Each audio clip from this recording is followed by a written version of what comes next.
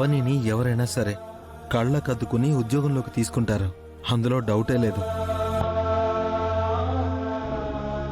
అవని రా కూర్చో, నేను మంచినీళ్ళు తీసుకొస్తా. కూర్చో.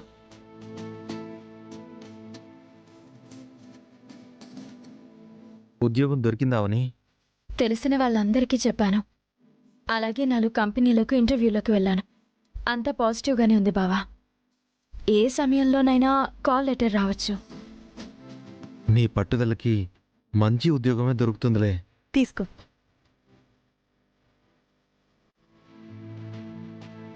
అక్కింట్లో కూడా ఊరికే తిని కూర్చోవడం నీకు ఇష్టం ఉండదు. అందుకే నీకిప్పుడు ఉద్యోగం ఎందుకే అని అనలేకపోతున్నాను.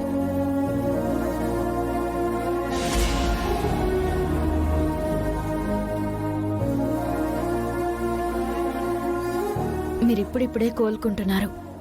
అది కాక సౌమ్యకి ముందు ముందు మీరు ఖర్చు పెట్టవలసినవి చాలా ఉన్నాయి. అందుకే మూలిగే నక్క మీద తాటకాయ పడినట్టు నేను నా బిడ్డ భారంగా ఉండకూడదు కదక్కా.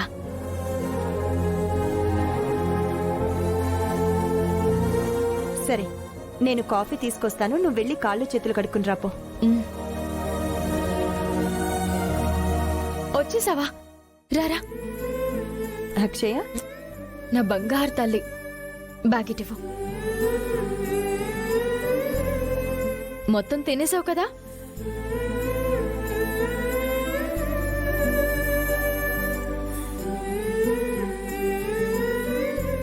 తినలేదేంటమ్మా?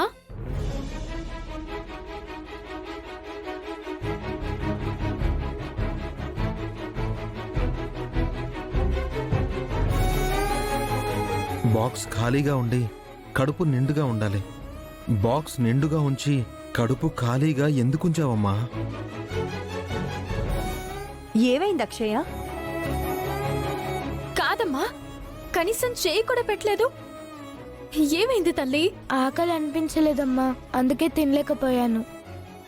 నిజం చెప్పు. అవును. అయితే నువ్వింకా నిన్న నీ బర్త్డేలో జరిగిన దాని గురించి ఆలోచిస్తున్నావన్నమాట. అందుకే తినలేదు కదా?